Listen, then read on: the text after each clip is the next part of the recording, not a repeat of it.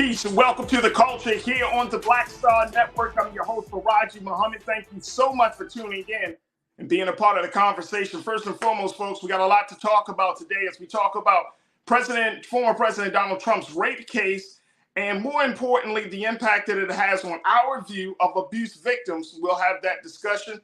Also, the CBC, the Congressional Black Caucus, met yesterday to discuss race and democracy. The question that I'm asking is, should Black people carry the burden, the weight of saving democracy? We'll have that. And then later on, we check in with the Grio's Capitol Hill correspondent, Ashley Banks, to talk about the Rap Act bill, a bill that would use hip-hop artists' lyrics in criminal cases. We'll talk about how that impacts the hip-hop culture. We'll have those conversations and more on today's edition of The Culture right here on the Black Star Network. Let's go.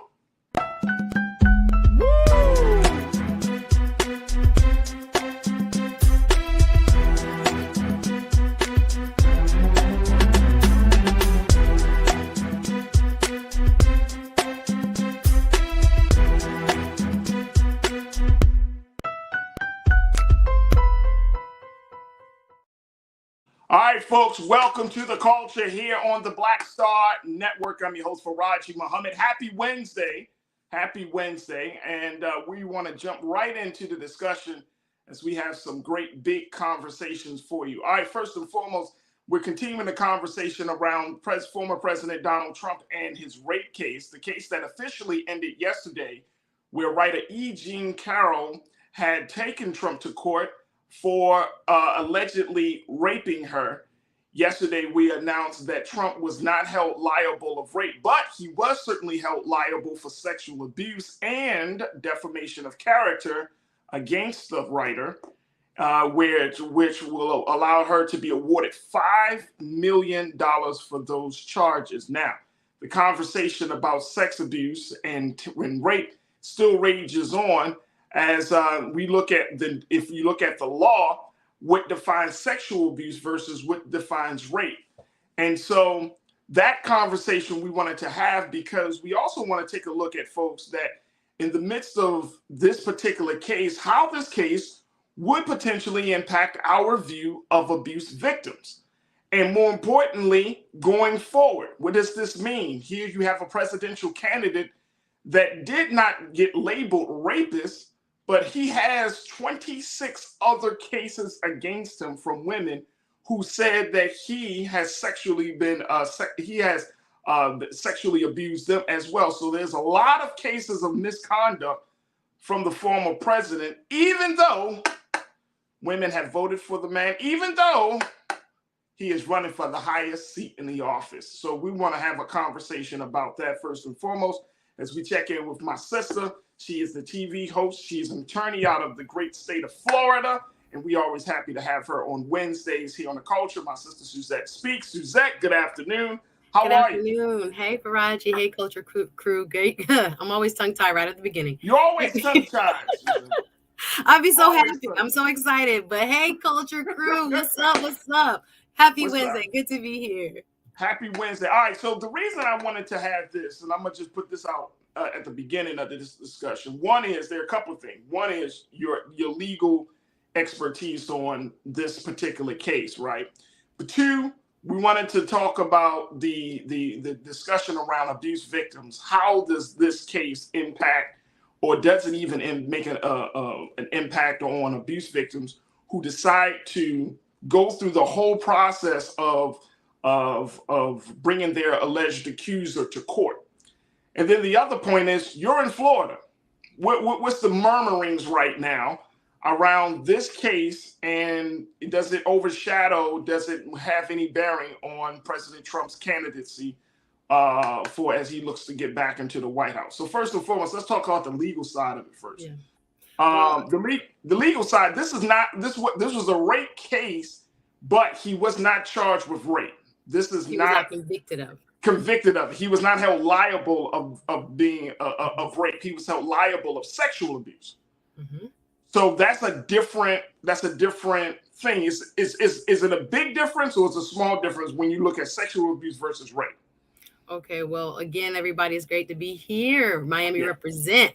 We are looking at a history yet again. President Trump at the forefront of being the first ever sitting president now held liable for sexual abuse. As Farajii has pointed out, there's a difference between what this case was and a criminal case. So again, just to clarify, this was not a criminal a prosecution where the state or the federal government was charging that he had broken a law. It was an individual who brought a case civilly, a civil litigant, E. Jean Carroll, an American journalist and columnist. She worked for Elle for a couple decades, writing advice columns, etc., well known.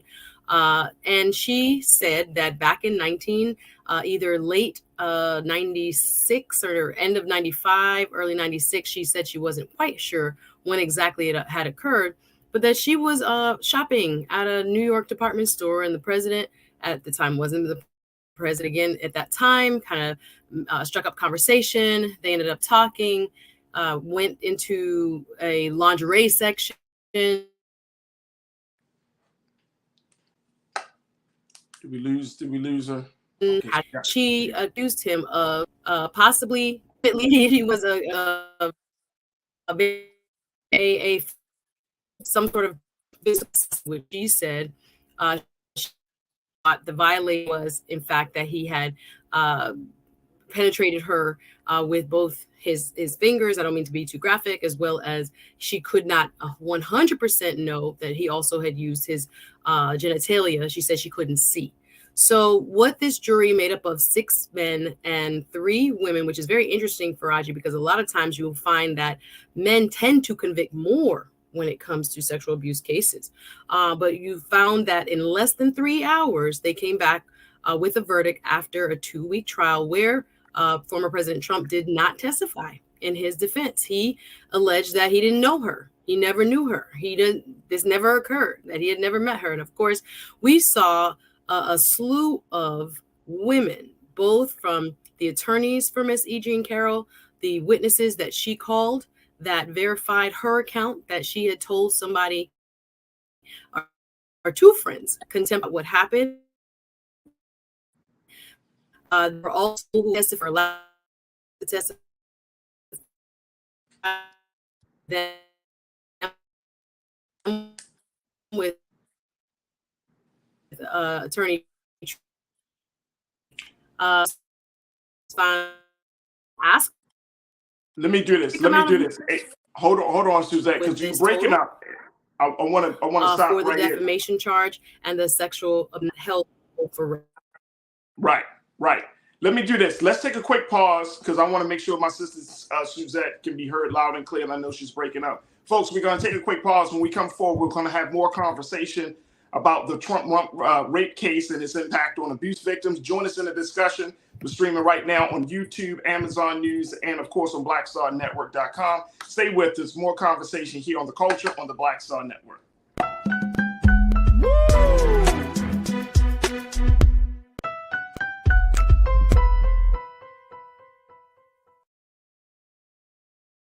Pull up a chair, take your seat. The Black Tape with me, Dr. Greg Carr, here on the Black Star Network. Every week, we'll take a deeper dive into the world we're living in. Join the conversation only on the Black Star Network. Hi, I'm Dr. Jackie Hood Martin, and I have a question for you. Ever feel as if your life is teetering and the weight and pressure of the world is consistently on your shoulders? Well, let me tell you, living a balanced life isn't easy. Join me each Tuesday on Black Star Network for A Balanced Life with Dr. Jackie. We'll laugh together, cry together, pull ourselves together, and cheer each other on. So join me for new shows each Tuesday on Black Star Network, A Balanced Life with Dr. Jackie.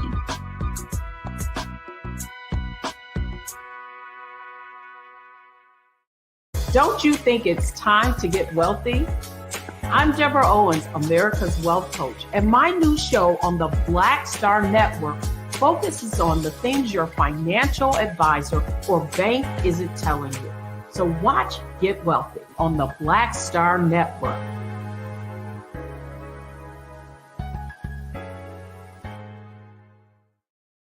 When you talk about blackness and what happens in Black culture, We're about covering these things that matter to us, speaking to our issues and concerns. This is a genuine people-powered movement. There's a lot of stuff that we're not getting. You get it, and you spread the word. We wish to plead our own cause. Too long have others spoken for us. We cannot tell our own story if we can't pay for it. This is about covering us. Invest in black-owned media. Your dollars matter. We don't have to keep asking them to cover our stuff. So please support us in what we do, folks. We want to hit 2,000 people, $50 this month, raise $100,000. We're behind 100,000, so we want to hit that. Y'all money makes this possible. Checks and money orders go to P.O. Box 57196, Washington, D.C. 20037-0196. The Cash App is $RM Unfiltered. PayPal is R Martin Unfiltered. Venmo is RM Unfiltered. Zelle is roland@rolandsmartin.com. Hatred on the streets, a horrific scene, a white nationalist rally that descended into deadly violence. White people are losing their damn minds. As an angry pro-Trump mob storms the U.S. Capitol, we're about to see the rise of what I call white minority resistance. We have seen white folks in this country who simply cannot tolerate black folks voting. I think what we're seeing is the inevitable result of violent denial. This is part of American history. Every time that people of color have made progress, whether real or symbolic, there has been what Carol Anderson at Emory University calls white rage as a backlash. This is the rise of the Proud Boys and the Boogaloo Boys. America, there's going to be more of this. Here's all the Proud Boys, guys. This country is getting increasingly racist in its behaviors and its attitudes because of the fear of white people. The fear that they're taking our jobs, they're taking our resources, they're taking our women. This is white fear.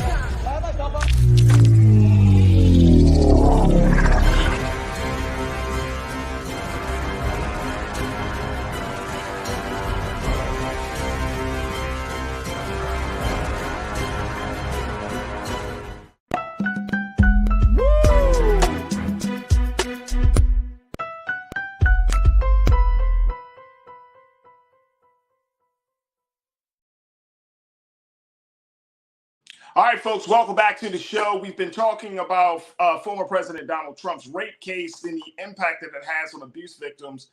We know that the former president has now, the verdict has been coming in for the civil case. This is not a criminal case, but for the civil case, he's held liable for sexual abuse and for defamation of character against writer E. Jean Carroll. I've been checking in with my sister Suzette Speaks, TV host and attorney, to share her thoughts and insights on this as we talk about it. And folks, I want to get your take as well. Make sure you join us in the conversation. We're streaming live right now on YouTube. And make sure, of course, you check us out on Amazon News and BlackStarNetwork.com. So, Suzette, one of the things that you were mentioning, kind of giving us some more details on that backstory of how they met and everything. But there's the difference between sexual abuse and rape. And I want to kind of just push this a little bit further along. That does this make any difference, do you think, to people, whether he gets liable for sexual abuse or rape? Like these other 26 women that have cases against him right now, they are also saying that he's pretty much sexual predator. That there's a level of sexual misconduct right now. So does that make any difference? I mean, in the court of public opinion, okay, I'm liable for sexual abuse, but I'm not a rapist. I mean, does that make a difference? I don't think so. I think people, obviously, the facts are that we have, he was not found liable of rape. So we want to make that very clear. But I think in the court of public opinion, a lot of times people kind of hear sexual abuse and kind of make assumptions about what that means. And in this particular case, there was kind of a fine line, because even though being penetrated in one's body by fingers, and again, this is a little bit more graphic, can be actually qualified as rape, this specific contingent of jurors didn't find it so. So they found preponderance of the evidence showed, that means just over 50%. You could pretty much put another drop on the scale that said more than likely that she was sexually abused, but they could not find liability as far as the rape case. So I don't know if in the public opinion, though, it will have that type of effect, like, oh no, he's still okay. He didn't wasn't found liable of that extra step. However, I think this tarnishes his reputation again, as he's looking at being the top contender on the Republican side so far for the 2024 presidential election. I think this is definitely a stain on his record. Although he has continued on, he had a town hall right after, and he's moving forward as if it should not have any impact. But I don't think the public will make too much of a distinction, although the record will reflect that he was not proven liable for rape. Absolutely. Let me just share this very quickly. This came out of a Vox.com article around this case. Take a look at this, folks, and talking about, as we talk about this Trump case and the impact that it has on abuse victims. In the article, it says, this trial speaks directly to one of the issues that made Trump such an upsetting presidential candidate to begin with. He was not only inexperienced, incompetent, and bigoted, but he also looked extremely likely that he was an unrepentant sexual predator. When Trump nevertheless claimed victory over the woman widely expected to become America's first female president, speaking of Hillary Clinton, despite the Access Hollywood tape and despite accusations of sexual misconduct coming from at least 26 women, the irony was vicious and heartbreaking. Carroll's lawsuit presented one possible remedy. In that sense, this case is vital. As a civil case, the Carroll trial doesn't even come with the threat of potential jail time carried by New York's Al Capone-like swing against Trump for financial crimes. Now, while Trump has been found guilty of sexual assault, the verdict stops short of actually tarring him with the word rapist. Very true. Very true. So, you know, it's like he's still walking this fine line. He still may be appealing to some people, right, regardless of the situation. But let me just play these videos, Suzette, and I want to see if this changes anybody's mind. This is a deposition that former President Donald Trump did some years ago, and this is what he had to say about two things. One is, we're going to play this first video, grabbing the woman by the crotch, and his thinking behind saying that statement. And then he also talked about another woman by the name of Jessica Leeds, who is another woman that's come forward to say that she was sexually abused by the former president as well. So let's see this first clip. Take a look, folks.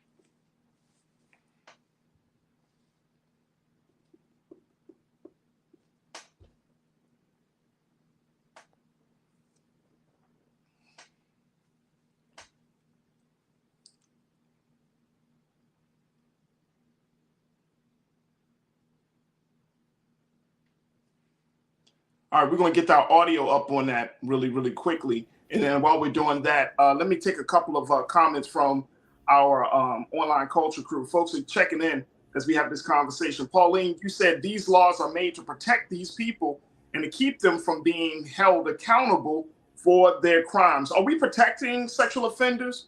Do you think, Suzanne?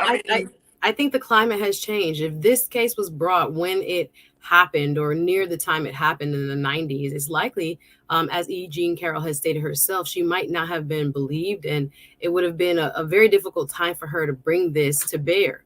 What happened here is that the administration of the governor of New York, Kathy Hochul, opened up what was a barred statute of limitations. First of all, it was just open for particularly sexual abuse victims in the church sexual abuse crisis. At first, it was for children who at the time, of course, couldn't speak up. So they extended the period for like a year.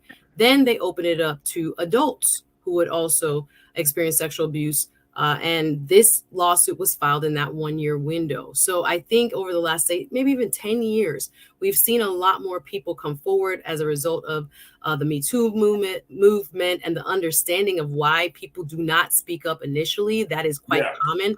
We are I think we have a better understanding of how this impacts a woman's life. 1 out of 3 women, it's approximated, will experience some sort of sexual assault in her lifetime. There are so many statistics about this being even underreported for that very reason. So I don't think that is the trend currently, but I think it was a wonderful kind of change in terms of the legal landscape that allowed her to come forward and make her claim. And now she has the outcome to, again, in civil court to prove, or has at least had the verdict to say that this actually happened and that the former president was responsible for this. And now we have to go to the fact also, to add to that, is that she also had the courage to stick by her story, even though he wasn't labeled a rapist. She still decided to move forward in spite of the so much opposition that we often see that abuse victims have to endure if they decide to bring a high-profile man to court. And it's crazy that the culture, we actually beat up on the victim when they decide to get justice for the violation or for the crime of their abuser. And when we beat up on the victim, it's like, what are we really saying across the board? So I give, I clap my hands to E. Jean Carroll, because she could have not said anything at all. And even though he wasn't convicted of being a rapist, the fact is he did something that violated her. The fact is that this still sends a message to victims saying, you're not going to get away with this. That time of being silent is over. Look, we're going to take another quick pause. When we come back, I got to play for you this deposition tape of Trump. Crazy. And really, you can see for yourself what type of man he really is. We're going to take a break. When we come back, we'll play the tapes and get more of your thoughts. Stay with us. It's The Culture here on the Black Star Network.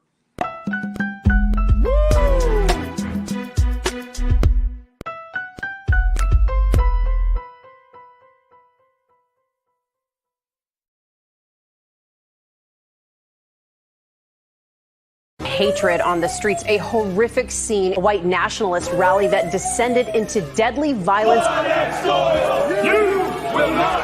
White people are losing their damn minds.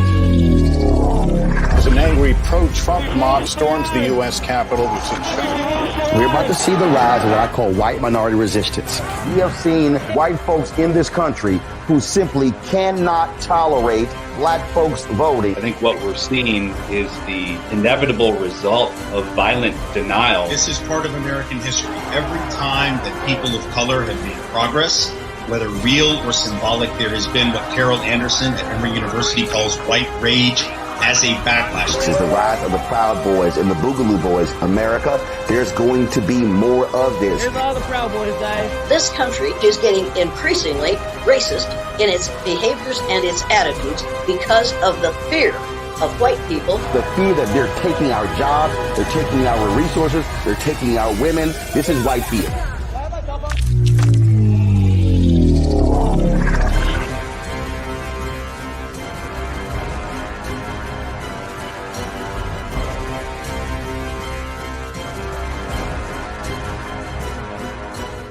Black Star Network is here. Oh, no punch! I'm real revolutionary right now. Thank you for being the voice of Black America. All momentum we have now, we have to keep this going. The video looks phenomenal. See, there's a difference between Black Star Network and black-owned media and something like CNN. You can't be black-owned media and be scared. It's time to be smart. Bring your eyeballs home. You dig?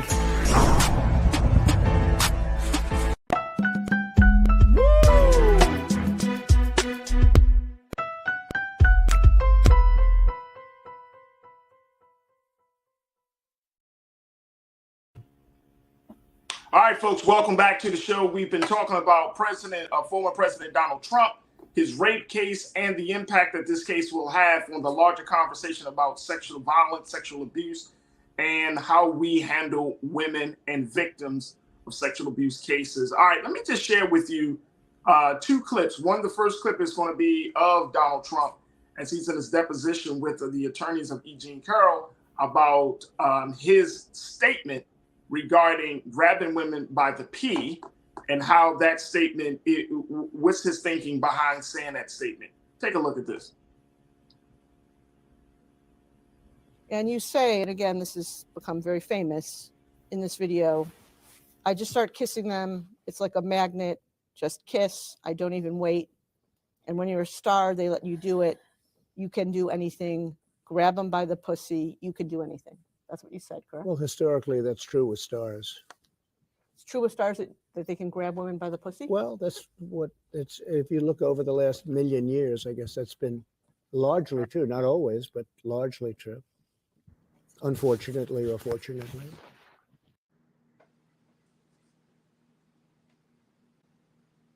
What are you talking about? The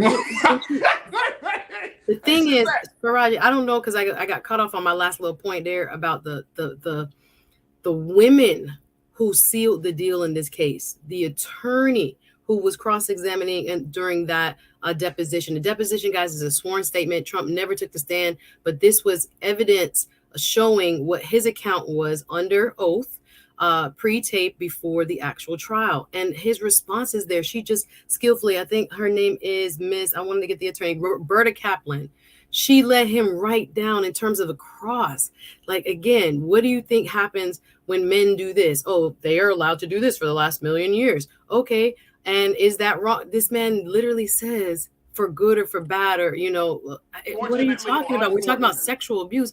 And then he asks, she skillfully says, so are you a star? And she knew his own ego would not allow him to say no. And he was like, probably. I'm like, this is just, it's textbook to allow him to show who he really is and how he really felt towards women at this time when this deposition was taken. So even though he didn't take the stand, and the judge allowed for an extension a couple times to say he can still come, he can still, you know, defend himself in person, he chose not to. So this is what the jury saw, and it was damning. It was very damning.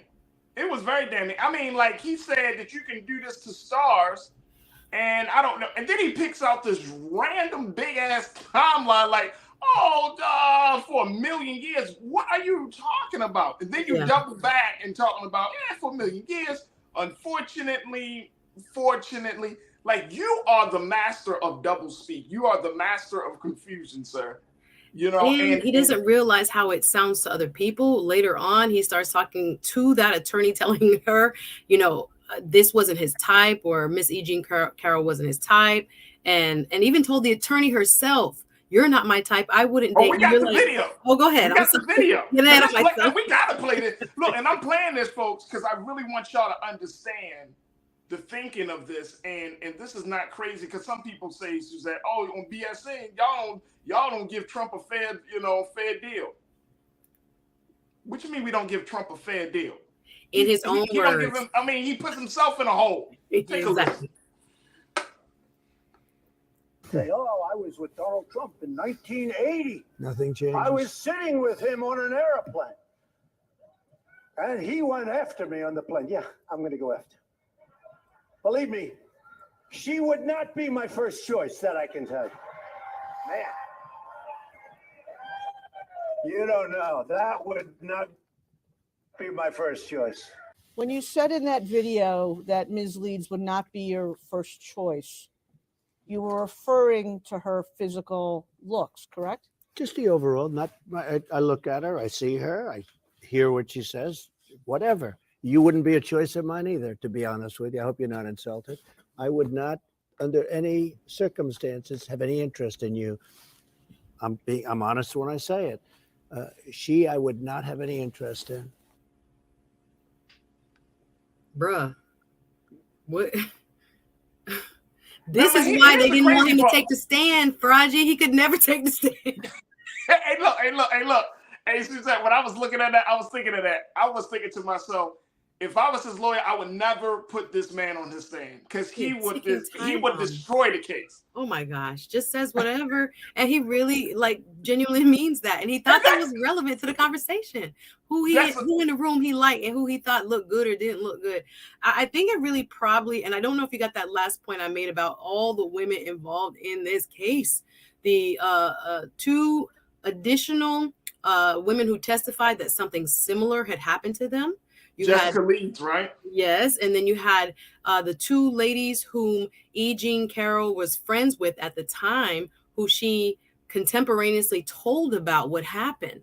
So she couldn't remember a lot of details, but the fact that she told those two additional women who were present and testified that, this is what she told us happened, and they kind of helped her understand, like, you got to call this the R word. This is not, cool. This is not something that just happens, casually. This is a violation. What exactly happened to you? When you look at the attorneys, Roberta Kaplan, when you look at, all the women that played a major role, I think it says a lot about what he indicated he felt about women and the role of women in society and how they should be treated, and who ultimately ended up taking him down, so to speak, and getting this outcome in this civil trial. And this is why I think it's important for us to have this conversation, because folks are checking in. Hopefully I'm not saying this incorrectly. Deanna, Ray Roebuck, you checked in. Simply one word. You said sick. Yep. Janae, you checked in and said this is so degrading and so dehumanizing to be so crass in his thinking, and yet people voted for this predator, and some are still supporting him. Our society is so lost. Fact. So that's the thing. You're down in Florida. Are people, and especially women, are they like turned off by this? Because this is, I don't know if everybody saw this deposition or saw this, these clips, but are they turned off by this? There's no way in the world that a woman, I can't think of a woman who would just be like, you know what? That's a man that's going to stand up for me, for my reproductive rights. You know what? That's a man that's going to make sure that, I get equity in the work world and I get a pay increase. That's the man that's going to make sure that when I get pregnant, that I'm going to get time off and get all of the necessary support that I need from government. Yep, that's the one. It blows my mind that a woman would think that, thinking about the type of character that this man has. Yeah, I think there's a couple things that come to mind when you're speaking here. I just want to remind people, if you weren't around during the Clinton years when Clinton had his scandal and how much the Republican, especially the right, far right, were just so gung-ho about removing him because of his unfitness to serve as the president of the United States, because of this allegation that surrounded Monica Lewinsky and all the things that went along with it.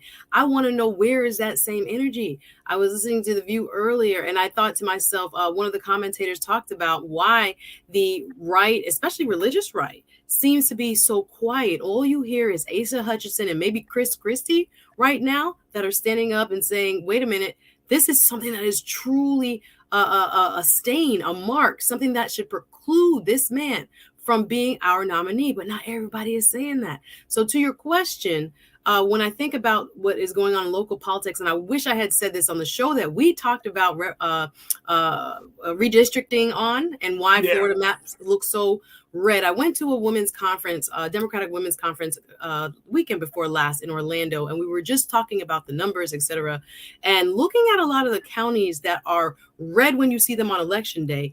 They have several corridors in our state have significant amount of Democrats, but they will never be able to vote and win. So even some highly, what we consider conservative counties, can have as many as a third of the voters within that county be Democrats. But again, the way the districts are carved up, you will never see it on the map. But we still have hope if you are voting in that direction. I see changes. We were talking about demographic changes from Duval, Jacksonville, from Orlando to Hillsborough, which is Tampa Bay area, to Alachua County, Gainesville, where the University of Florida is, to Tallahassee, as well as, of course, where is the Royal Blue down south, Miami, Miami-Dade, and Monroe. Don't let the maps fool you, folks. There are a lot of people sitting on the Democratic side, but they're just being outvoted because of how districts are drawn. So I think this again brings attention to what people's main policy issues are. On the Republican side, I don't know if it changes much in terms of white women who supported him by and large, and what that base wants from him, if they are actually feeling satisfied with the direction of the Supreme Court and other things that he is put forward when he was in or put in motion when he was president. I don't know if they're actually happy and this is what they want, but I do think, especially among independents as well as Democrats, this is not going to bode well for him. Absolutely. Folks, we got to take another quick pause. When we come forward, let's continue the conversation, get more thoughts from you, and of course, check in with Suzette Speaks as we talk about former President Donald Trump's rape case and the impact on abuse victims here on The Culture on the Black Star Network.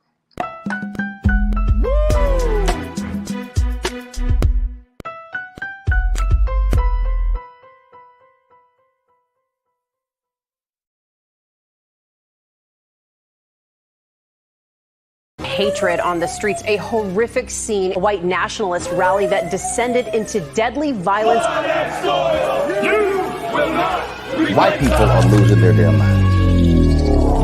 As an angry pro-Trump mob storms the U.S. Capitol, we've seen shots. We're about to see the rise of what I call white minority resistance. We have seen white folks in this country who simply cannot tolerate black folks voting. I think what we're seeing is the inevitable result of violent denial. This is part of American history. Every time that people of color have made progress, whether real or symbolic, there has been what Carol Anderson at Emory University calls white rage as a backlash. This is the rise of the Proud Boys and the Boogaloo Boys. America, there's going to be more of this. Here's all the Proud Boys, guys. This country is getting increasingly racist in its behaviors and its attitudes because of the fear of white people. The fear that they're taking our jobs, they're taking our resources, they're taking our women. This is white fear.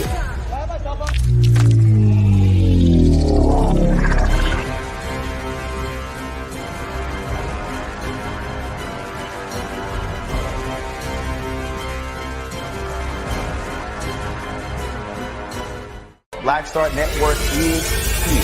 Oh, no punch! I'm real revolutionary right now. Thank you for being the voice of Black America. All momentum we have now, we have to keep this going. The video looks phenomenal. See, this difference between Black Star Network and black-owned media and something like CNN. You can't be black-owned media and be scared. It's time to be smart. Bring your eyeballs home. You dig?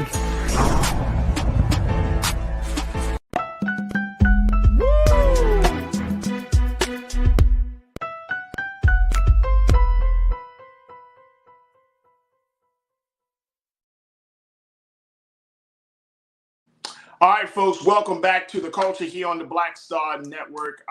We've been having a great conversation talking about former President Donald Trump's rape case and the impact this case will have on the larger conversation about sexual violence, sexual abuse, and how abuse victims are treated. I've been checking in with my sister, Suzette Speaks. Let me bring Suzette back in, and let's go back to what the crew is saying, Suzette, because you know, what you're pointing out is something that is of great concern for me. There are two concerns I have, Suzette. One is, and one of our crew members brought this up, the fact that Democrat, you said some of his women supporters don't care about those other women, right? So when we're looking at the situation that when we talk about abuse, when we talk about sexual abuse, sexual violence, there's still a segment of women who don't care, who don't really think, who don't take that into account when you're dealing with a high profile man, you're dealing with a man of influence and power, you're dealing with a man that has that wheel, you know, that may have money, or just a man of high social status, that some women don't care. And I'm wondering, is that going to change? Do you think that attitude will change over the next year or so? Not just in relation to Trump, but just in general, the general attitude in this country about abuse, especially as more and more women are speaking up about their abuse and their abusers. Do you think that's going to change anything as we're looking at the culture?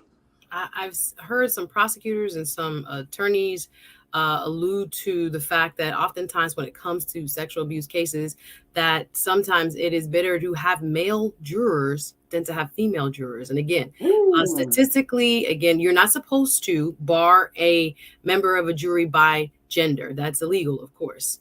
But in this case, we saw, again, it was 6 men and 3 women. And there are many who believe that that actually bode in the favor of the plaintiff, Miss E. Jean Carroll. So we can have, I think, several different opinions kind of coexist when it comes to women, but there are, in fact, a faction, let's say, within the body politic of women that does feel very strongly in terms of protecting women from this type of abuse. Let's kind of set that as a baseline. But there are others that oftentimes hold women to a higher standard. And of course, we have the religious overlay, political overlay about, loose women and how women behave. And did they invite this on themselves? And if you hadn't been there, this would have never happened. This kind of blaming the victim kind of mentality that also is rather pervasive. It's changed a lot with the conversations that are around, the Me Too movement and other places where we're saying this happened to a lot of people.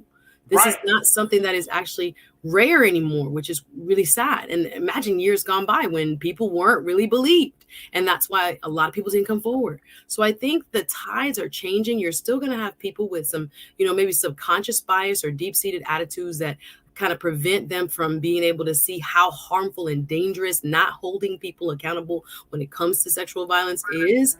But again, it is a slow kind of moving ship where you got to educate people and you have to kind of let people understand the importance of this framework in the law and why we need to make it easier, not harder, when it comes to allowing victims to tell their stories and to hopefully seek justice in our legal system.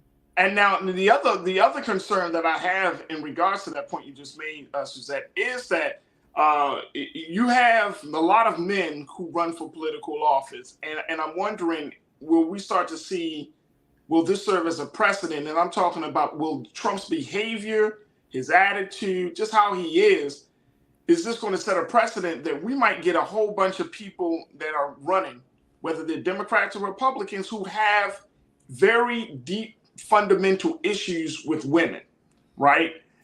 Whether they abuse women, whether they've used women, and essentially people still allow them into the big spaces, big offices. And I'm wondering, is this kind of gives people a pass? You know what I mean? That you could treat women the way you want, even though women are a huge voting bloc in this country, even though when women stand together, people listen. But you could treat women however you want, and you will still be rewarded with big positions, big money, big power and influence, and nothing is going to happen to you. Is that a concern that you think we should have too? Absolutely. I think that's the hypocrisy people are really concerned about. And I can kind of broaden that from just his treatment overall or pattern and practice of treatment of women that we've seen, as you said, with all the cases that are already kind of been open during his election, all of the things that kind of came out, allegations made, et cetera. And this man was still elected during his first run to the presidency. So yes, I do think it has had a very negative influence on what we now consider okay. We can kind of widen the aperture and say indirectly his lying. I just want to say it about the election, not just what he has said and done with respect to women, but what he has done to the political system by saying he won and hasn't. We've had the likes of George Santos. We've had the likes of other very questionable people to where we are not considering like integrity, honesty, good character as like really important requirements for seeking higher office, much less the presidency. So it did lower the bar. It is kind of skewing the mind of the public as to what is appropriate and not appropriate, or what we should turn a blind eye to and not. Again, when it's our side, we don't say anything. When it's their side, no, we need to hold a standard. This is really unacceptable behavior. So we're going to have to see if he still even gets the nomination. But I really want all Americans to really look hard at what we're saying by keeping someone in the race and viable for possibly getting elected to office with this type of track record. I mean, he has a crazy ass track record. Johnny Woods, my guy, you say grab her by the pee should have been a major flag. He shouldn't have gotten that far. Yeah, because I mean that should be a major flag. But that's what we thought. That's what we thought, and they still voted for him. Majority of white women during that his first run supported him. And see, and this is the part about it. And she said this is the part, and this is. I think this is part of the conversation why some men in this country, outside of Trump, just your average guy, has such an aversion to this idea of feminism has such an aversion to this idea of women's rights, right? Because they will take a look at that situation and say, well, y'all voted for a man that says that he can grab y'all by the crotch. So you really, now you want to say that women have rights, that women have agency over their own bodies, that women should be respected and protected. How is that when you allow a man like this? And see, this is where it gets all foggy, right? This is the concern, because if you allow this to happen, and I'm saying this, folks, because Suzette's down in Florida, they are actually putting some resources taken away from DeSantis and putting it back into Trump, as we're talking, getting closer to this election. So we don't know. I mean, the candidates are still trying to field who's going to be the Republican, which Republicans are going to run against Trump. But he still is the man for the GOP. Yeah, and yet he's ushering in. He's also the man around this conversation about sexual abuse, sexual violence, and how women in power and men in power should engage one another. I would have to say, Farajii, that we can't kind of take men out of the conversation, because there are people in his party right now that could be holding him accountable who are not, and the majority of them are men. So right. I think we have to kind of make sure we are painting a picture that it's going to take men and women working together to kind of remove this kind of low standard of who gets to run for office and who will become a party's nominee for president. So I think there's a lot of people who are responsible for his rise and his maintenance of popularity, etc. There are people that are just afraid of speaking up against him. So I think that includes a lot of men in the GOP. And it has, again, Ron DeSantis himself has to be very careful, and has said as much in, kind of taped conversations about he doesn't want to piss off those voters, et cetera, et cetera. So the voters are not yet turned off enough so that he has to come out of this race, which is the scary part. And perhaps it is more a look of, just playing devil's advocate into what they believe he brings to the table in terms of other policy versus his, personal failings. So there's a delicate balance, but no one's perfect. But this type of behavior should not be sanctioned by any party. Absolutely not. Absolutely not. Lisa Davis, you checked in and say they have no standards. Wow. And as I was reading and preparing for today's show, Suzette, to Lisa's point, I was like, what is it going to take? This dude got all of these cases. These women have came out against them. E. Jean Carroll just finished it up. He got an indictment. It's like, what is it going to take for folks to not to get the final picture? Like, yep, he's not the one.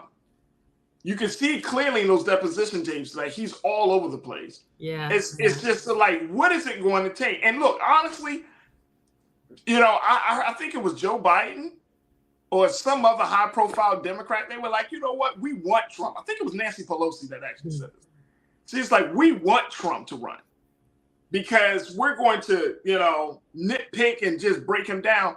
But if all of this stuff is happening before the election, I don't know if you're going to be able to break him down during the election season. If all of this stuff and people are still riding strong for him, make the, America great again, still rocking their red hats, it's just like, is it really going to make a difference? I think if he gets a criminal conviction, then we might have a different ball game. If the cases that are in New York, the cases that are likely going to come up in Atlanta, in Georgia, et cetera, he has some real federal and local cases, and mostly local cases by the state of New York, state of Georgia, that I think could, throw a monkey in it, so to speak, in terms of his viability. But so far, again, this has not been enough to damage his image, especially with his base. So it is frightening for a lot of us who are observing this kind of what we would hope would be, an implosion of his viability. But it hasn't changed. Again, that base is very strong behind him still. And again, it is says a lot about our democracy. Oh, absolutely. Absolutely. All right, folks, we got to take a quick pause. When we come forward, let's switch the conversation from talking about Trump, but let's talk now about the Congressional Black Caucus. They had a big summit, a closed-door summit a national summit around race and democracy, talking about dealing with the issues of extremism and how to how can our democratic system ward off against attacks that are trying to undermine the system. But my question is this, folks: should Black folks, children of those who have been enslaved, be responsible for carrying the weight of saving democracy? I'm gonna just pose this question: should Black people carry the weight of saving democracy? That's going to be the next conversation up next, right here on The Culture. Well, stay with us. It's a whole lot more conversation. So again, this is The Culture here on the Black Star Network. We'll be right back.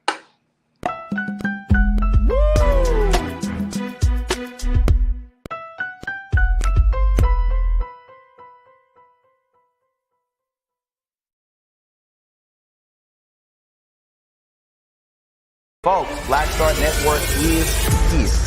Oh, no punches! I'm real revolutionary right now. Support this man, Black Media. He makes sure that our stories are told. Thank you for being the voice of Black America, Roland. Hey, Black, I love y'all. All momentum we have now, we have to keep this going. The video looks phenomenal. See, there's a difference between Black Star Network and Black-owned media and something like CNN. You can't be Black-owned media and be scared. It's time to be smart. Bring your eyeballs home. You dig? Pull up a chair. Take your seat. The Black Tape with me, Dr. Greg Carr, here on the Black Star Network. Every week, we'll take a deeper dive into the world we're living in. Join the conversation only on the Black Star Network. Hi, I'm Dr. Jackie Hood Martin, and I have a question for you. Ever feel as if your life is teetering and the weight and pressure of the world is consistently on your shoulders? Well, let me tell you, living a balanced life isn't easy. Join me each Tuesday on Black Star Network for A Balanced Life with Dr. Jackie. We're all impacted by the culture, whether we know it or not. From politics to music and entertainment, it's a huge part of our lives, and we're going to talk about it every day right here on The Culture with me, Farajii Muhammad, only on the Black Star Network. I'm Deborah Owens, America's Wealth Coach, and my new show, Get Wealthy, focuses on the things that your financial advisor and bank isn't telling you, but you absolutely need to know. So watch Get Wealthy on the Black Star Network.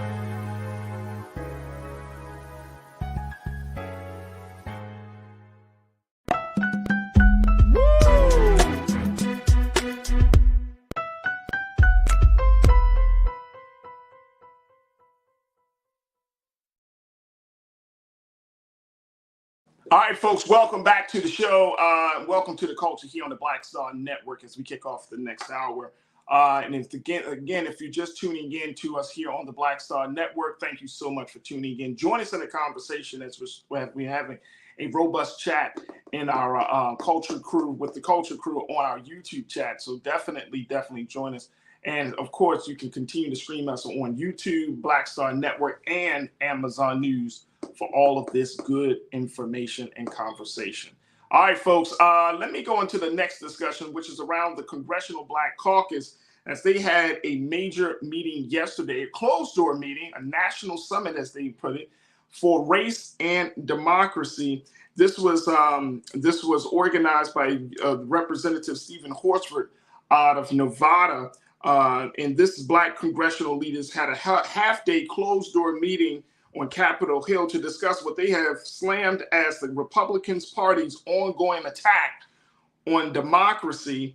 Representative Horsford said, who serves as the chair of the CBC, he led a press conference to talk about the importance of protecting Black Americans' fundamental rights. He said this during his press conference. Take a look.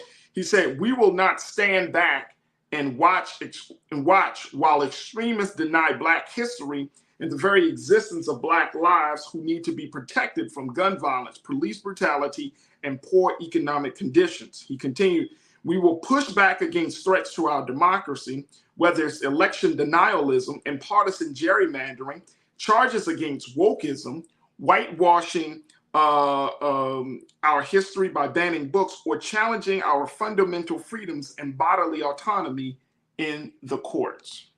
There's a lot to be covered in that conversation, as you can hear from Representative Horsford. My question is, as I bring my sister Suzette Speaks back into this, Suzette, you know, I'm wondering, is this what we should be doing? Should the Congressional Black Caucus, which is deemed and has been framed as the conscience of Congress, is this the right direction that they should be taking, in a sense that we should be looking to save democracy, and instead of just essentially focusing on the needs, the interests, the desires of Black America? Because it seems like that's a big piece.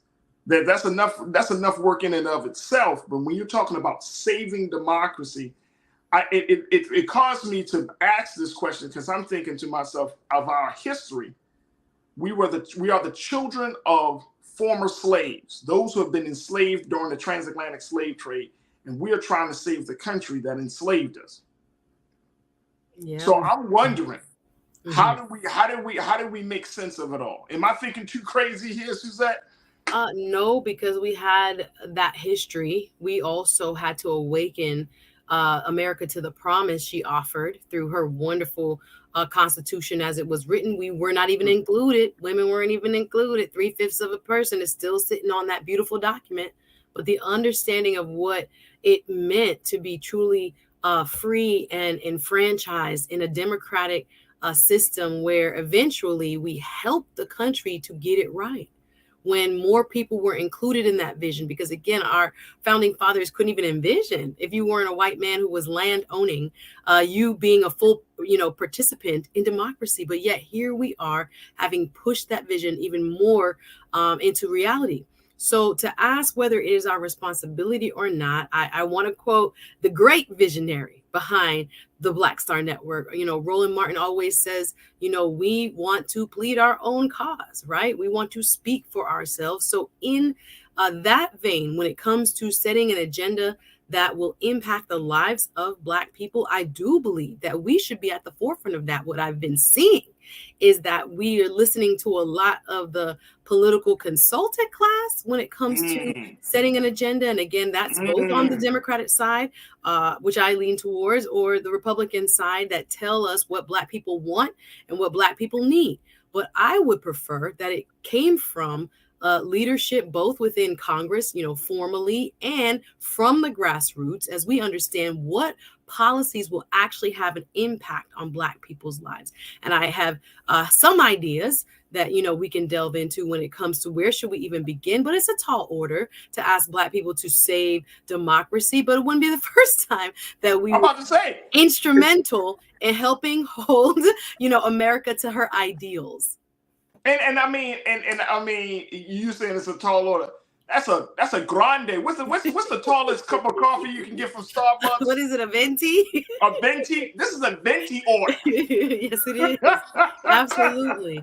But it goes to our power, Farajii, if I may add. It goes to our power. We are the swing vote. Yes? So if we see a divided country the way we see it now, when we decide to vote en masse, we determine winners. So once we are fully kind of receiving that power that we already knows exists within our numbers that are actually registered and who could participate in the process, once we awaken that giant, of course, in different pockets of our country, we have Black turnout and enfranchisement at higher levels. Again, in Florida, I tend to see the opposite, where I'm looking at the numbers and I'm like, wow, we are not fully exercising, or feel like we maybe don't have a reason to fully exercise our rights at the ballot box. But once we do, this is a whole different ball game, right? Those who vote win. So once we understand that, we're taking the country in a different direction. Absolutely.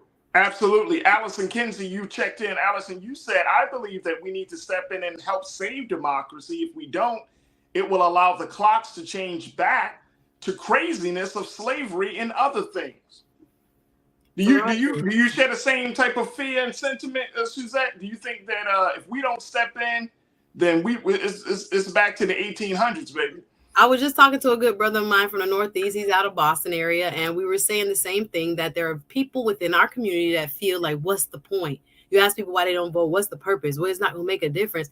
What they don't understand is that the wheels of democracy still turn.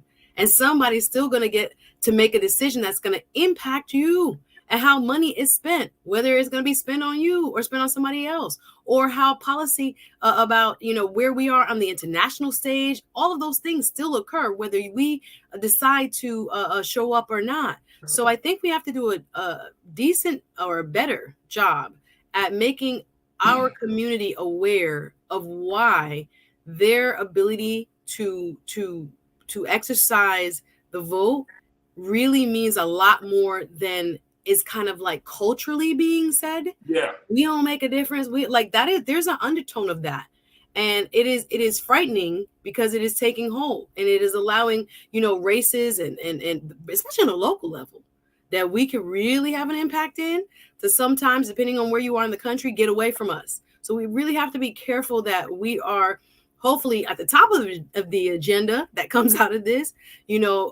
setting up a mechanism for educating and engaging the folks of our community that are sitting on the sideline because they feel like none of this makes a difference to their lives anyway. Absolutely. Absolutely. A couple of things, and then we got to take another pause. After Tuesday's summit, according to the report that Representative Horsford announced that the CBC will unveil legislative and legal plans to present in Congress and will recommend executive orders to present to the Biden-Harris administration intended to protect democracy. See, again, when you're talking about legislative and legal plans to present in Congress, look, this thing, you're talking about years of work. You're talking about, you got to get through all of this other stuff, right? And my concern is that what is the interest for us at this point, right? Like, what is the interest? Because we, Black folks and Black voters in particular, we will go all out. We have been going all out. We show up at the polls, right? Even though some of our numbers haven't declined that much in terms of voter turnout. If there's a decent candidate or a candidate that a lot of us are excited about, we show up to the polls, i.e. Barack Obama.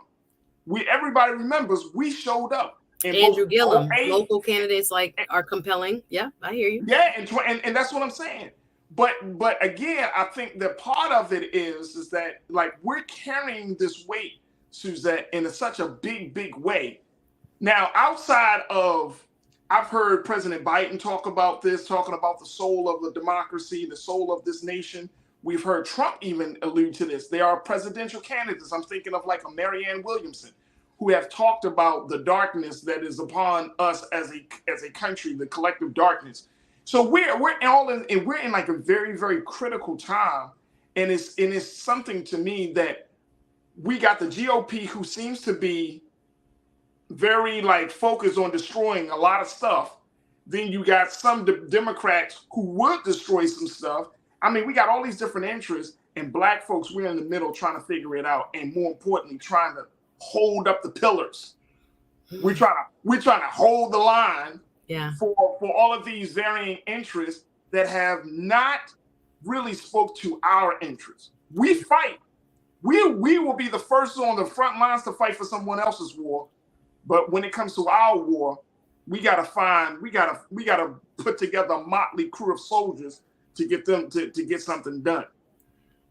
Listen, I don't mind it, because if we are not loud, if we don't lobby, because every other interest has lobbying groups that they pay to make sure their bills and all their policies kind of move quickly and move forward, we are going to be left behind. So I'm grateful that if the Biden administration hasn't done what it can be doing when it comes to criminal justice reform, when it comes to educational reform, when it comes to, I wrote my list of what would I do if I have 6 top things that Black people need right now, policy wise. You know, if they're not doing it, we got to put the list up in front of their face. Like, this is what we want you to do. Now what? You say you don't know what to do or you don't have the ideas. Now let's see if you actually have the political will to go forward and do it. If you don't push them, they're not going to do anything. So again, that may be unfair, but if we just keep riding kind of quietly along in the train is going to keep moving. We have to be boisterous and move to the front and say, no, here's our policy agenda, and I need you to help us, you know, move it forward. Now, I will say, even though policy can take some time, there was a time where reparations on the floor of the Congress as a discussion was thought of as kind of like a wild idea. So we have to plant those seeds now, even though those policy changes might take some time. It's okay to bring them to the floor now, because the more you talk about it, all of a sudden it becomes the law, you know, 2 years, 5 years, 10 years later. So I agree with you. Sometimes we want more immediacy, but we cannot, you know, until we get it, you know, forgo actually making the arguments. You get what I'm saying? So you have to keep pressing. And then eventually enough people pay attention because of how we vote, because of who we vote out, right? Or in. Right. And then we get what we want. But yeah, they're going to have to. And I appreciate the Congressional Black Caucus for always being on the front lines, right? Always being at the vanguard of what it is that Black people are in need of and are thinking and want from this great democracy. And that's not going to change, in my opinion. Absolutely. Folks, we got to take a quick pause. When we come forward, I'm going to share with you more plans from the CBC as they look to save democracy and address this issue of extremism among the race problem here in the country. We'll have that conversation up next. So stay with us. It's The Culture here on the Black Star Network.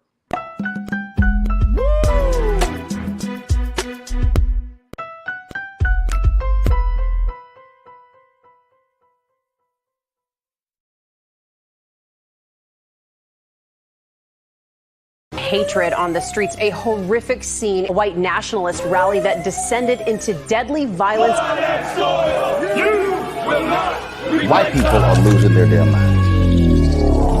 As an angry pro-Trump mob storms the U.S. Capitol, we've seen shots. We're about to see the rise of what I call white minority resistance. We have seen white folks in this country who simply cannot tolerate Black folks voting. I think what we're seeing is the inevitable result of violent denial. This is part of American history. Every time that people of color have made progress, whether real or symbolic, there has been what Carol Anderson at Emory University calls white rage as a backlash. This is the rise of the Proud Boys and the Boogaloo Boys. America, there's going to be more of this. Here's all the Proud Boys, guys. This country is getting increasingly racist in its behaviors and its attitudes because of the fear of white people. The fear that they're taking our jobs, they're taking our resources, they're taking our women. This is white fear.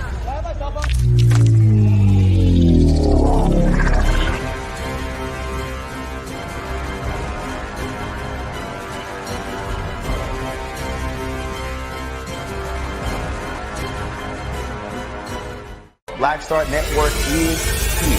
Oh, no punch! I'm real revolutionary right now. Thank you for being the voice of Black America. All momentum we have now, we have to keep this going. The video looks phenomenal. See, there's a difference between Black Star Network and Black-owned media and something like CNN. You can't be Black-owned media and be scared. It's time to be smart. Bring your eyeballs home. You dig?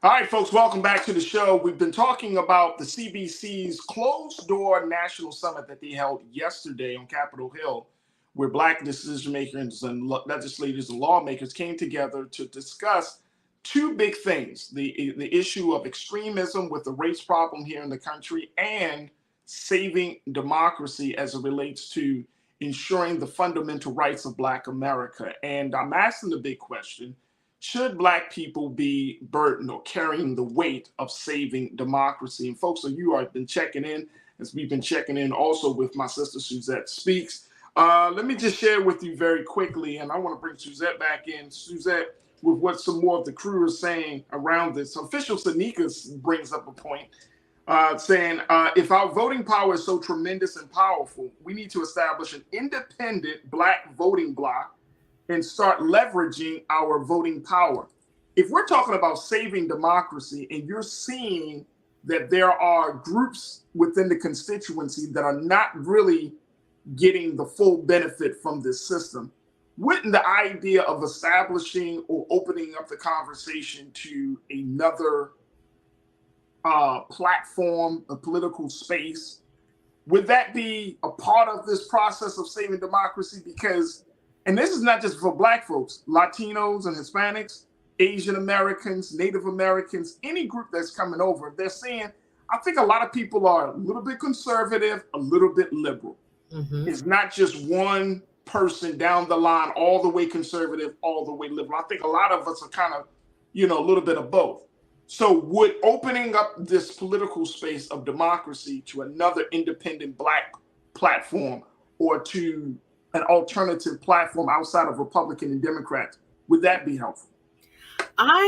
I can understand the sentiment. I don't know is my full answer, but I understand the sentiment as educating ourselves first and foremost, for ourselves, through ourselves, by ourselves, so that we understand the issues fully. I think a lot of us in our community who are, educated or read up on what's going on, feel a sense of ownership or desire to participate. But we have a lot of people, Farajii, even though our numbers, depending on where you go, I guess I'm speaking from a Florida point of view, turn out it fluctuates. But here, again, we have a lot of disenfranchisement. We had a statewide vote where the majority, over 60% of Florida, this is why then when y'all keep saying we so red, we voted to legalize marijuana here. We voted for like marijuana licensing. We voted for a restoration of rights for people coming out of prison with non-violent crimes. There are a lot of statewide initiatives that pass here. So as you say, a lot of people are somewhat conservative and somewhat liberal. And, but then we see our Florida legislature turn around and curb the constitutional amendments, right? Add a layer of laws on top of them and basically restrict what the will of the voters are. So, but back to your question, in terms of having our own, I think the education piece is very important because even though, again, in this platform, the audience is skewed, we care, we understand what's going on, but there's a lot of our brothers and sisters, depending on where you are in the country, that need that kind of grassroots touch as to what they're doing. But is that possible? Yeah, I think I understand the sentiment in terms of wanting to do it on our own. We can't necessarily rely on others. Yeah. I think right now, I don't see the two-party system really changing. So within that framework, we're looking at, a big tent where a lot of people have various issues. And sometimes there's intersectionality. Sometimes people feel like there's not. Sometimes we feel like other people get more attention than us, or certain issues are at the forefront and we're way in the back. I feel like a lot of folks I talked to, even at the conference I went to, were kind of like, well, how do we place ourselves in a way to have more allyship? But again, it's not allies so that Black folks are only supporting you. It's you also supporting our agenda items when we want them, right? So that goes for all different groups, Mothers Against Guns. There were people from all different factions. It was very interesting. So there can be, I think, a more grassroots approach when it comes to us kind of having the conversation within ourselves and making sure we have our voting base on lock, as we say we do, and deciding on candidates together, or having forums, or having, I guess, focus groups and things like this to understand what Black people really want and what Black people really need. I think that can be done. I don't know what the framework would be, but I understand what the vision is behind that comment. But you know what though? Here's the thing, and I'm with, I'm thinking about what Official Sanika mentioned. Is it possible? And Corinna even made this point. Corinna, you said, Monkey, we have no, not this point. Let me go. You said folks must first understand history, economics, and the power of the vote. Until that happens, every suggestion of another party will fail due to its lack of substance. And do we really need to educate hundreds of thousands or a couple of million people to to give them political education that's rooted in our culture, our history, our economics, our social life, right? In order for us to start something new. Is that really necessary? Or can the few that understand the idea present it to the masses as an alternative? You see what I'm saying? It's a tough one, Farajii. I don't know if it's either or for me. It would be a both and.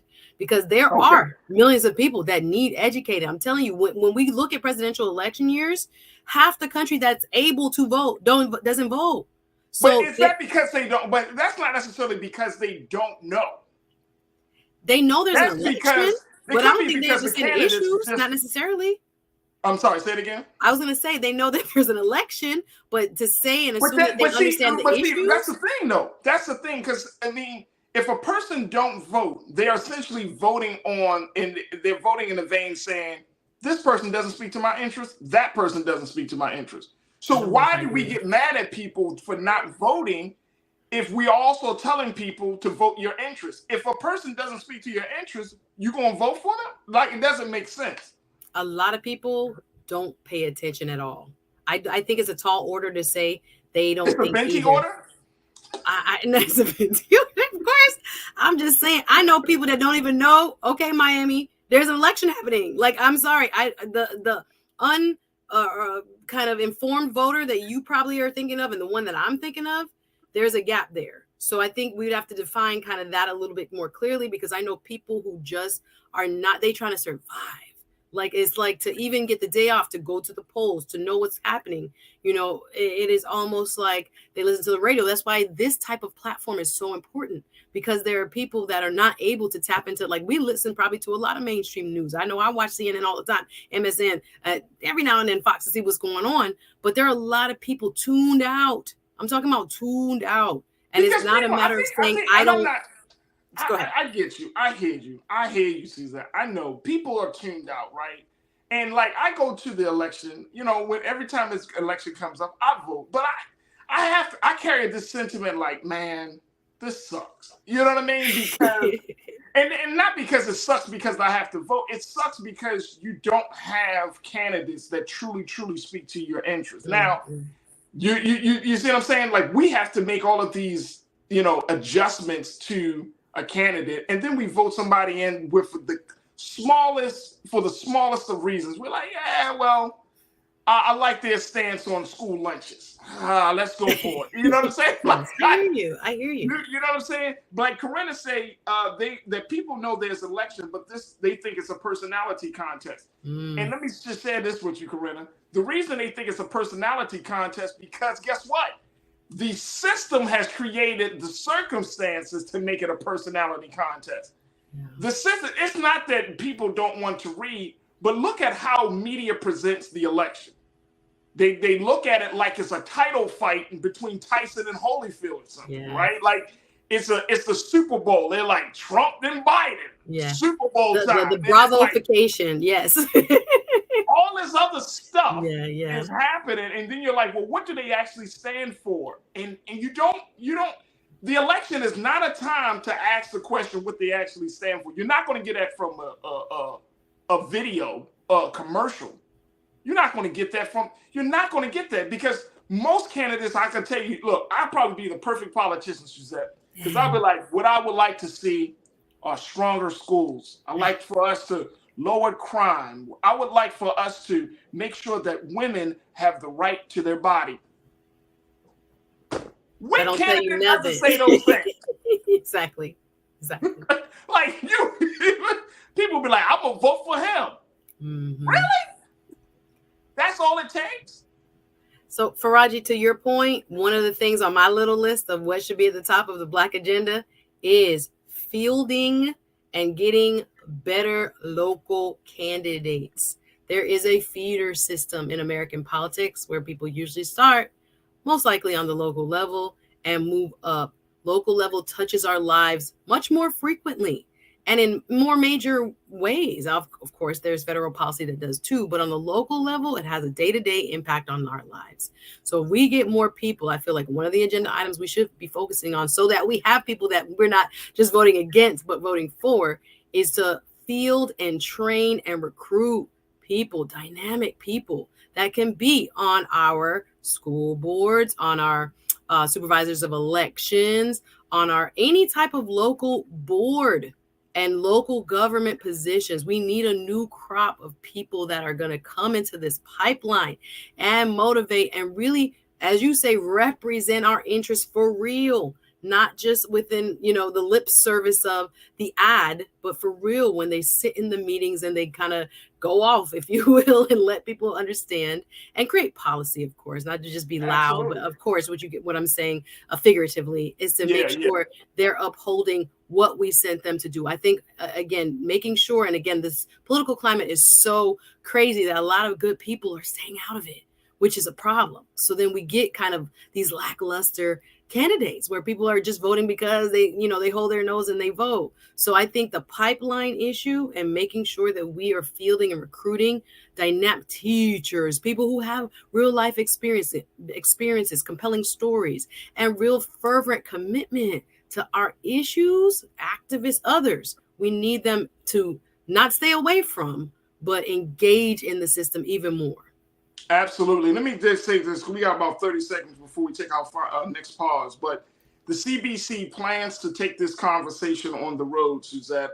They announced that also yesterday that they're going to launch a campaign called the Summer of Action to Defend America. The Summer of Action to Defend America around the 60th anniversary of the March on Washington. And that will include several undisclosed events that will take place in 10 major cities such as Las Vegas, Atlanta, Baltimore, Milwaukee, New Orleans, and Houston. So again, if you are in these cities, if you are in these areas, if you're looking to get involved, check out the CBC's launch of the Summer of Action to Defend America, the 60th anniversary, around the 60th anniversary of the March on Washington, Las Vegas, Atlanta, Baltimore, Milwaukee, New Orleans, and Houston. You can go to the Congressional Black Caucus website to get more information. But it is going to be important that they take this conversation on the road. These are big cities. They have strong Black populations, but these are cities that also understand the need for progressive politics. And so it's going to be very, very interesting to see how the CBC not only hosts these events, have the conversations, but getting Black people fully engaged, whether it's with voting, whether it was with thinking about the idea of the next steps, and more importantly, this question, should Black people carry the weight of saving democracy? All right, Suzette, we got to take a quick pause. When we come forward, we're going to check in with the Grio's Capitol Hill correspondent, Ashley Banks, to talk to us about the RAP Act bill that is being reintroduced to Congress and its impact on the culture of hip-hop. Stay with us. That discussion is up next here on The Culture, right here on the Black Star Network.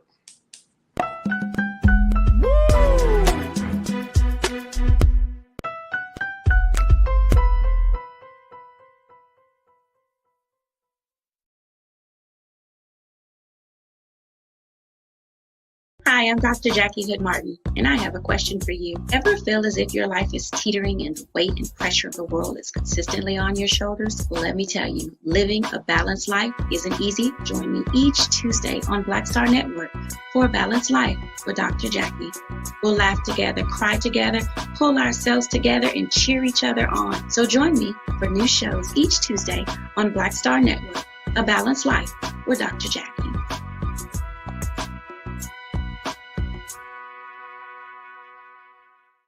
Black Star Network is here.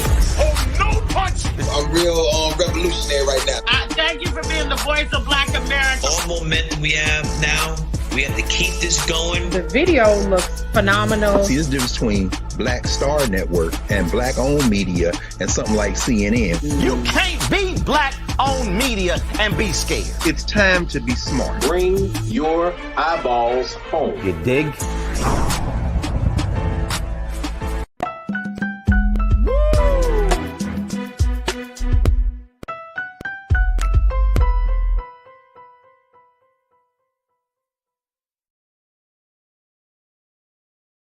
All right, folks, for our final conversation here on The Culture for today, we are joined by Capitol Hill correspondent for the Grio, Miss Ashley Banks, and I still got my sister, Suzette Speaks, as we talk about the Rap Act. This is an act that allows lyrics coming from artists, from various artists, to be used in criminal cases and can possibly serve as a way to get either rappers or other folks otherwise associated with the culture, get them in prison. So I wanted to talk to Ashley about this. Ashley, thank you so much for joining us. How are you feeling this afternoon? I'm doing all right. How about yourself, Farajii? We are good. We are good. All right. First and foremost, give us a breakdown. You know, I know a little bit about this Rap Act. I know that this is something that was reintroduced to Congress because it was brought up before. But give us the latest developments around this piece of legislation. That's correct, Farajii. It was introduced last year, so around July 2022, but it wasn't voted on simply because Congress's session was coming to an end. So Hank Johnson and Jamal Bowman decided a couple weeks ago that they were going to reintroduce the Rap Act. And like you said, it would prohibit prosecutors from using rap lyrics in the courtroom, but it would allow prosecutors to use lyrics if they could show that it was the artist's intent for their lyrics to be taken as truth. So as if the artist intended, this is my confession through this rap song. I know that I could be held liable for the words that I'm saying. And, you know, the words that I'm saying are true and I want them to be taken this way. But Jamal Bowman and Hank Johnson made it clear that rap is just a form of art as we know it. It's a form of expression. And we all have the right to expression, thanks to the First Amendment. And it should be protected. Just because an artist says something that you may not agree with, or they're talking about gang violence, gun violence, or whatever, it doesn't mean that they actually partook in it. It could simply be that is their way in which they want to express what they're feeling, what they're going through, what other people around them are going through. You never know, right? An artist has the ability to interpret things in the way that they want and to convey things in the way that they want. And so these congressional members want that to be protected. And basically the act, it's really called the Restoring Artistic Protection Act, but they're calling it the Rap Act because the folks who are usually targeted are rap artists or hip hop artists, Black artists. And so they're trying to make it clear that although everyone who is an artist needs protection, that Black artists need even more protection because of the biases within the justice system. And the congressional members said that this needs to get passed, and they're hoping that their Republican colleagues will vote to pass this legislation, because they say if it doesn't, this is going to open Pandora's box, and it's going to open the door for other artists to possibly be targeted, whether it be country artists, heavy metal artists, they say even down to poetry, down to drawing, down to whatever. When it comes to art, anyone could be a target if this law does not go into effect. And so Rico Love, a well-known producer, was at the press conference. Kevin Lows was at the press conference, had an opportunity to speak with him, and a few others that were a part of the music industry at the time of this press conference. Congress was having something called the Grammys on the Hill, where just a lot of musicians and people a part of the music world were there fighting for legislation on behalf of those in the music industry. And so I just found it very interesting that the congressional members are just hopeful that this legislation is going to get passed. Yeah. I'm interested to see what actually takes place, but they're hopeful and they're fighting on behalf of every Black American here in this country who has a voice, has a platform as a rap or hip hop artist. So this speaks to a couple of things. First, let me get Suzette, your take on this as we're talking about, can the spoken word on record, I mean, just thinking about the legal implications of this, the spoken word on record, like it's a record, it's mass produced, it's distributed, and then you bring that same record that millions of other people could have heard into a case that would that could speak to one's behavior and one's thinking. I mean, it seems like it's a stretch. It depends. When you look at what we've been seeing in Atlanta and the Young Thug trial, et cetera, we're talking about specifically murder one a lot of times when it comes to these cases. So I see why prosecutors want to say, this is a part of this person's lifestyle, a la look at the music that they have been, singing, writing. Some of them have the writing credits on and been promoting. Now, is it in fact, a significant evidence of guilt? I don't think so. And I think this is why this type of legislation matters, especially to those in that community. But we must acknowledge that being a rapper is one of the most dangerous jobs in the United States. Young people who are involved in the music industry are oftentimes pressured into certain lifestyles, and then there are others, I will admit, that just be lying, that are not involved, and they're doing it Wait for a the minute, you say they just be lying. They do. I don't want to mention anyone from MIA or anybody else, but that they have these reputations that have later proven to not be true, right? They were just again just partaking in artistry. So they're going to talk about slinging and doing what they did to come up in these streets, and they never came up in the streets. So it can be dangerous that way. But I see why this, especially now with some of the recent cases that are being tried, there's a movement, especially for that community, to try to gain protection. I understand why it matters to them and why it oftentimes will, prevent, I guess, prosecutors from misusing lyrics. So I guess to protect some, it would be better to not to indict all. I get the way in which this is written is trying to do more good than harm. So we'll see, but I don't think it's, depending on the judge and depending on the case, it has been fair game, but now it would basically preclude it from being allowed into courts. Well, this is very interesting, Ashley. And look, we're going to take a quick pause. When we come forward, I want us to continue the conversation to talk about the Rap Act and what this will mean for hip hop culture and music.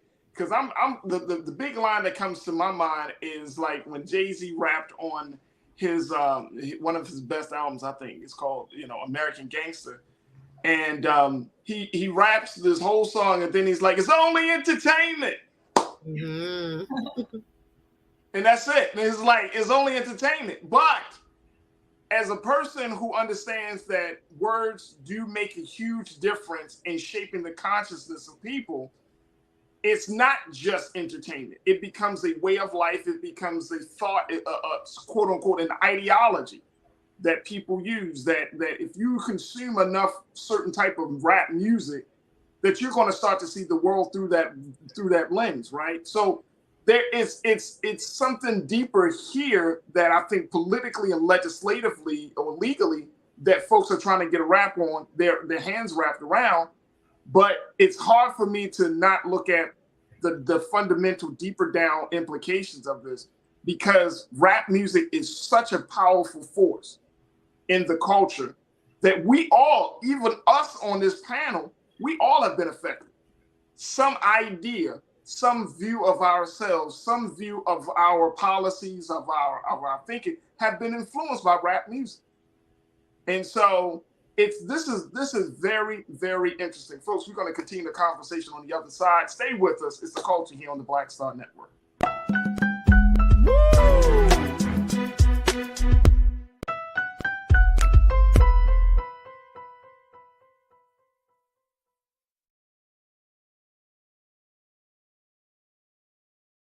Pull up a chair, take your seat. The Black Tape with me, Dr. Greg Carr, here on the Black Star Network. Every week, we'll take a deeper dive into the world we're living in. Join the conversation only on the Black Star Network. Black Star Network is here. Oh, no punch! I'm real revolutionary right now. Thank you for being the voice of Black America. All momentum we have now, we have to keep this going. The video looks phenomenal. See, there's a difference between Black Star Network and Black-owned media and something like CNN. You can't be Black-owned media and be scared. It's time to be smart. Bring your eyeballs home. You dig?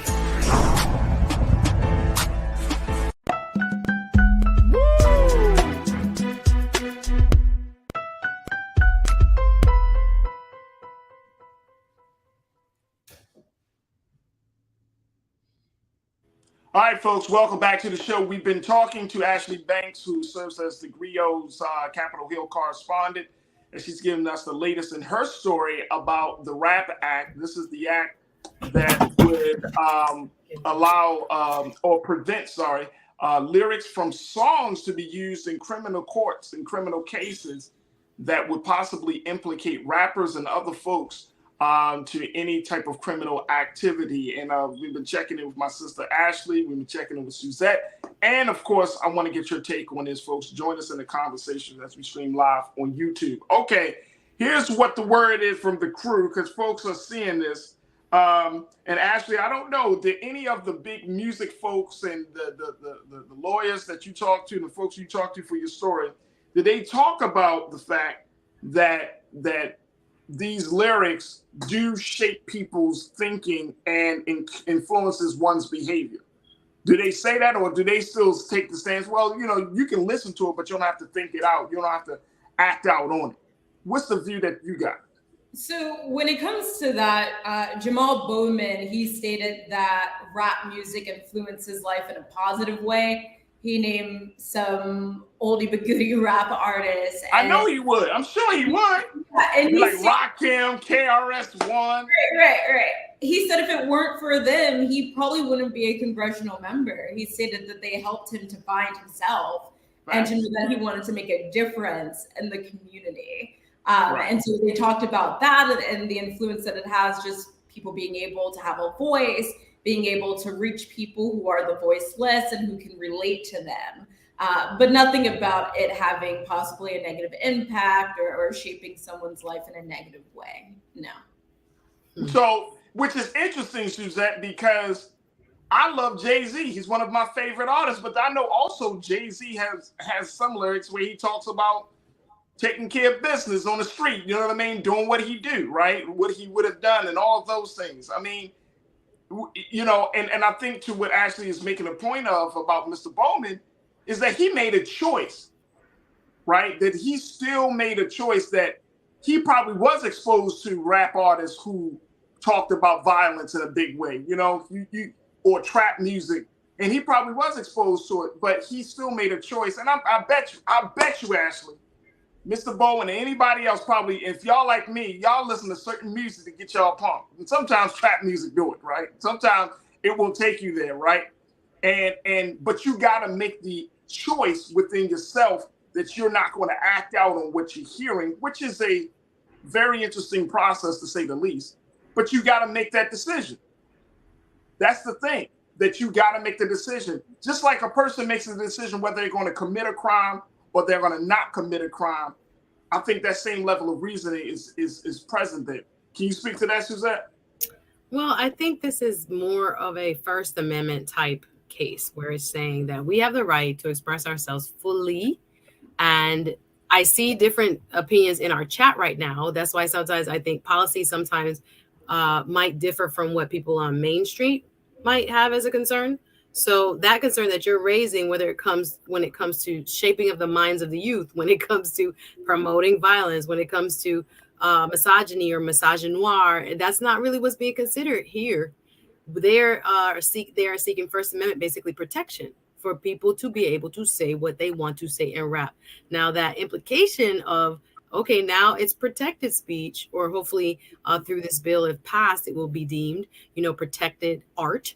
We still have to live with the implications of what's being talked about. Yes, you could talk about Rakim and KRS-One, et cetera, but we know, what drill music is doing. I mean, again, I work out to some drill. Let me just say that, because I hear what you're saying.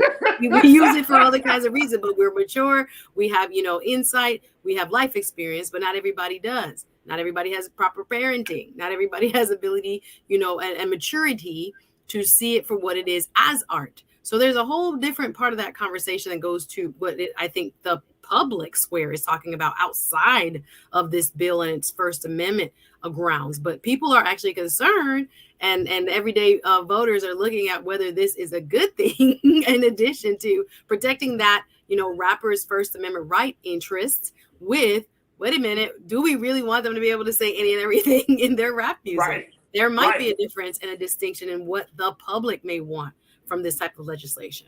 And actually, to Suzette's point, is this another way for Black youth to not express themselves? And so that was my question to Kevin Liles when I spoke with him, and I said, what do you think is going to happen? Is this if this doesn't get passed, is this going to prevent young artists from continuing to say what they feel or be honest or just express themselves in the way that they should? And he told me, he said he doesn't believe so. He said people in the community are not afraid. They're not afraid of not having this sort of protection, because to them, having that platform, having that voice is more important. And so he said to me, he believes that they're going to continue to rap. They're going to continue to do what they do best, whether this Rep Act is enacted into law or not. But outside of Kevin Liles, it would be interesting if I, to go to the community and speak to some people and see, hey, if you say this thing, do you know that you could go to jail? Do you know that you could be convicted? Even if it's not true, like your lyrics can be used against you. I think some people will think twice about saying some of the things that they say. Oh, absolutely. Absolutely. The one case that comes to mind as we close out this discussion, Ashley and Suzette, is the case of Tekashi 6ix9ine, the hip hop artist who allegedly decided to pretty much tell the stories and tell the doings of people that he was in, that was once in his circle, brothers that were part of these street organizations doing illegal activities. And that ended up for them to be in prison. But I know one of the big caveats from that particular case was that here's a guy like a Tekashi 6ix9ine who talks about he's really about that life. And then when he comes into the courtroom, he's singing. When he goes to the gym, them boys hemming him up in South Florida. I'm not even encouraging violence, but we see that he's not living the life that he's not living the life. Yeah. And that's the ultimate thing. And I think that is the ultimate part about this, Ashley and Suzette, that an artist is being pulled up as being fake and phony because what they're rapping is not consistent with their lifestyle and who they are. Mm. And I think that rappers are now becoming more and more aware of this, that like I better rap closer to home versus the talking about this stuff that I'm doing, because you got this Rap Act, you got prosecutors, you got prosecutors, and you got all these legal people that are coming after you because somebody in your camp is going to do something stupid and they're going to lay it on you. And then the other part of it is that you got all of these young people who you are influencing.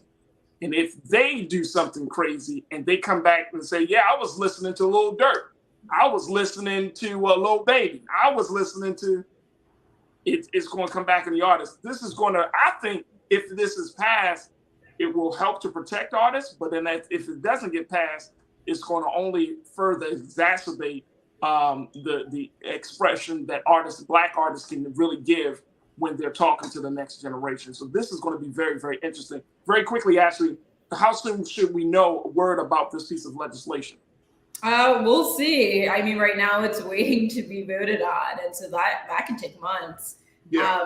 But Jamal Bowman, after speaking with him, he's hoping that it goes through. He's actually, in recent years, has seen some convictions overturned for amateur rappers who were simply put away because of their lyrics.